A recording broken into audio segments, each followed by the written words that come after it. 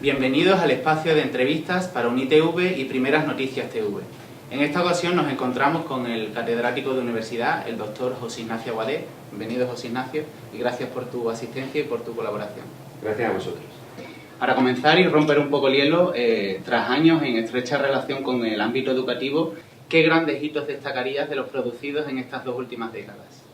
Bueno, yo creo que la educación se ha transformado radicalmente en el último periodo, justamente en los últimos 20 años, y hemos pasado a una educación comprensiva, universal y democrática. Yo creo que eso es un cambio drástico frente al modelo anterior y, por desgracia, los acontecimientos presentes vinculados todos por la crisis están poniendo en cuestión muchos de los grandes avances que habíamos hecho. Una educación comprensiva significa una educación para todos, una educación que plantea que las competencias ciudadanas es un derecho adquirido de todas las personas, incluidas las personas que acuden a este país y que viven los inmigrantes, y por tanto yo creo que esos grandes logros que han hecho que esta sociedad sea una sociedad avanzada, con profesionales muy cualificados, con alumnos muy preparados, no podemos de ninguna manera renunciar a ello.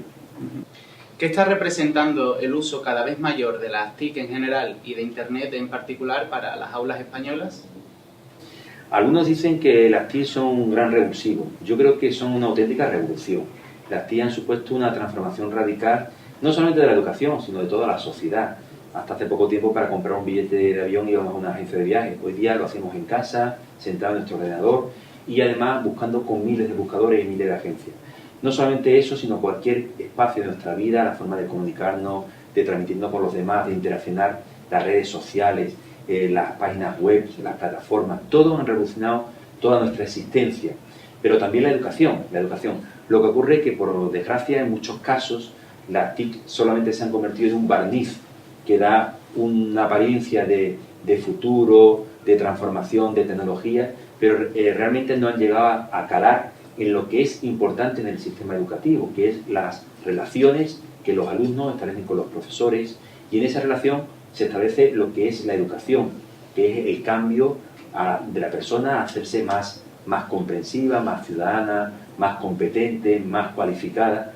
Y por desgracia, pues cuando entran los ordenadores en el aula, no necesariamente porque haya equipos informáticos en una clase, no necesariamente por eso está demostrado científicamente, hay un cambio y una transformación del sistema educativo. ¿Ayudan a mejorar realmente los resultados académicos? Yo creo que bien empleado sí. Pasa como con el vino. Si decimos que es bueno el vino o es malo, pues depende del uso que queramos hacer de él, ¿no? Si nos tomamos una copa puede ser muy bueno, y si nos tomamos 3 botellas, pues posiblemente sea pernicioso. Por eso yo creo que la clave de las tecnologías no están en sí las propias tecnologías, están en el uso que se haga y por tanto en las competencias que se tengan.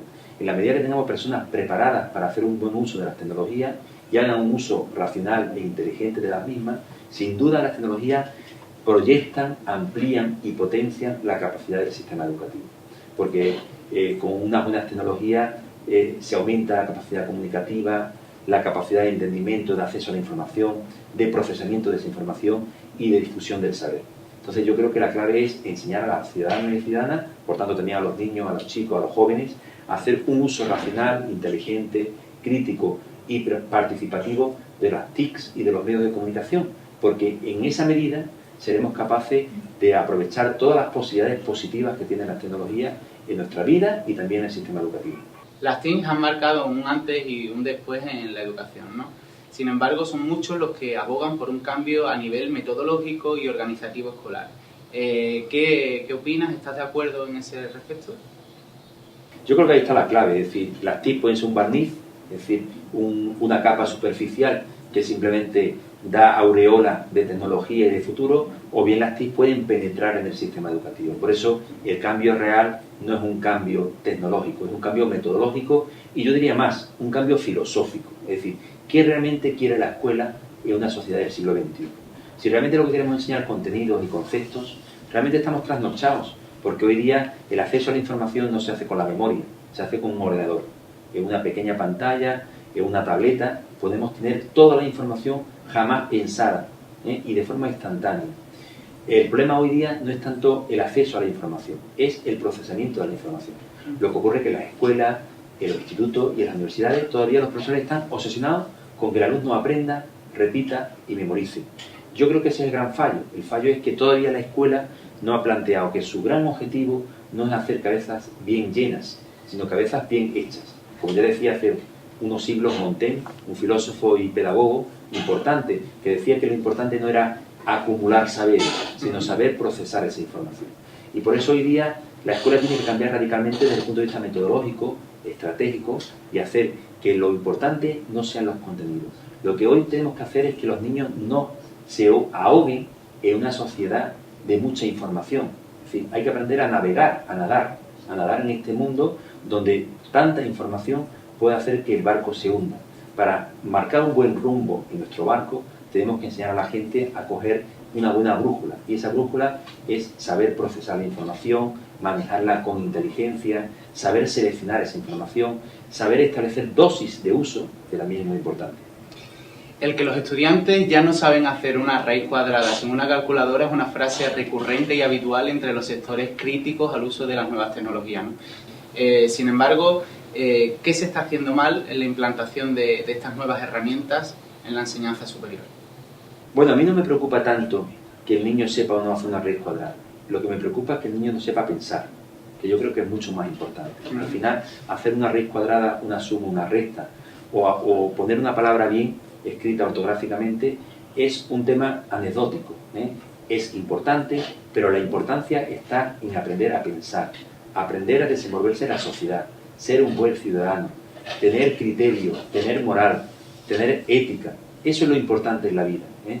Y si eso se consigue, lo otro va a venir sobrevenido, porque realmente lo otro son habilidades superficiales. Hoy día hay un modelo regresivo, hay una corriente regresiva, tecnófoba, que cree que las tecnologías son nefastas y que creen que volver a los orígenes, al leer, calcular y sumar, es la base de la educación. Yo creo que es un modelo confundido que mira más por una escuela del siglo XIX que para los requerimientos que nuestra sociedad nos exige hoy. Cuando tú sales hoy a la calle, tienes radio, tienes prensa, tienes televisión, tienes publicidad, tienes internet, tienes los medios ahí. Y lo que hay que hacer hoy es enseñar a la gente a hacer un consumo inteligente, racional y sobre todo aprender a pensar, que es la clave de la educación. No olvidemos, porque a veces nos centramos tanto en los conocimientos académicos, en la instrucción, por decirlo en un sentido clásico, que nos olvidamos que la educación obligatoria, la que todo ciudadano tiene que de alguna forma cursar, tiene como objetivo formar ciudadanos que sean capaces de desenvolverse en la sociedad, en una sociedad democrática, plural, crítica y abierta. Y para eso los contenidos son herramientas, como los medios. En el fondo es lo mismo, son recursos que nos deben servir. Nunca deben ser fines. Cuando convertimos en fin a la historia, o a la geografía, o a la matemática, estamos olvidando que el fin es formar ciudadanos. En España se hace referencia a la educación de los países nórdicos como modelo de referencia. Sin embargo, ¿qué nos falta o por el contrario, qué nos sobra para obtener mejores resultados? Bueno, yo creo que no son modelos realmente replicables, ¿eh? En el norte hay muy pocos alumnos por clase, son sociedades con poca población, donde hay muchos recursos y donde además tradicionalmente hay otro concepto de sociedad, de vivir en comunidad. Por ejemplo, en Suecia o en Finlandia, cuando un alumno copia, los demás van corriendo al profesor a decírselo. Aquí en España pasa lo contrario. O cuando un chico tira un papel al suelo, se considera como si fuera un auténtico delito. Esto en España no pasa, ¿eh? Entonces tenemos un modelo distinto y tenemos que hacer una sociedad y una educación adaptada a nuestro propio contexto. Yo creo que esos países pueden ser referencia en algunos aspectos, pero en general yo creo que nuestras medidas tienen que estar más con nosotros mismos, porque las comparaciones, cuando no son objetivas, son odiosas, lo dice el refrán, ¿no? Creo que de todos los países tenemos que aprender muchas cosas, pero fundamentalmente los valores y las virtudes de nuestro país están aquí, y hay que descubrirlas y hay que potenciarlas. Tenemos una sociedad, yo creo, soy muy optimista, pero creo que tenemos una sociedad con un potencial de crecimiento impresionante. Lo que pasa es que tenemos que desarrollarlo, que tenemos que generar más sentido ciudadano y realmente creernos más en nuestras posibilidades, y desempeñarlas y ejercerlas. En otro orden, ¿qué opinas de los recortes presupuestarios y de las subidas de las tasas universitarias que se están anunciando recientemente?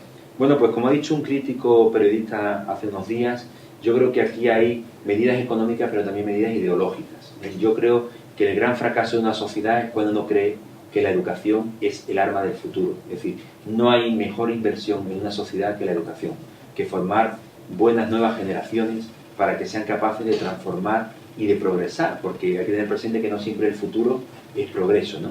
Entonces, en este sentido, es importantísimo que los políticos, que la clase política, crean en la educación y consideren que la educación es la principal estrategia, el principal recurso que tenemos para hacer una sociedad mejor. Desde diferentes plataformas se entiende necesario y se reclama con insistencia un pacto por la educación entre los diferentes partidos políticos. ¿Qué opinas al respecto? Bueno, pues yo creo que ese pacto es fundamental. La educación no puede ser un factor partidario. La educación es un factor político, evidentemente, porque al final la educación se desarrolla por vías políticas. Pero yo creo que no podemos estar sometidos a que cada vez que viene un partido político nuevo se pone la casa al revés.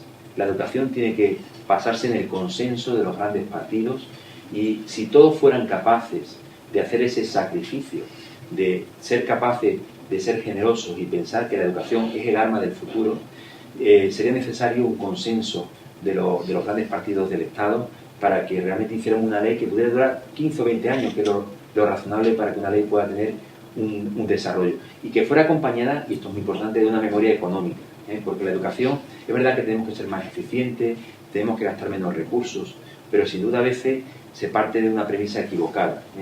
Y realmente la inversión en educación es inversión en el futuro. El Grupo Comunicar, el cual presides, ha realizado y viene realizando una gran labor en la integración de las nuevas tecnologías de los medios de comunicación como recurso didáctico. ¿Qué destacarías de su trayectoria? Y ya para finalizar, si podrías avanzarnos algo de sus planes de futuro. Bueno, el grupo es una cosa muy modesta.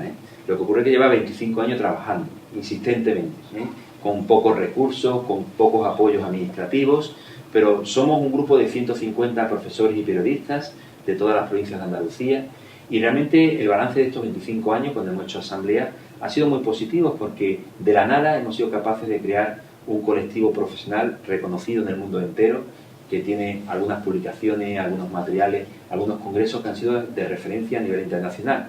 Dentro de nuestra modestia, lo que planteamos es vincular esos dos grandes polos, la comunicación y la educación.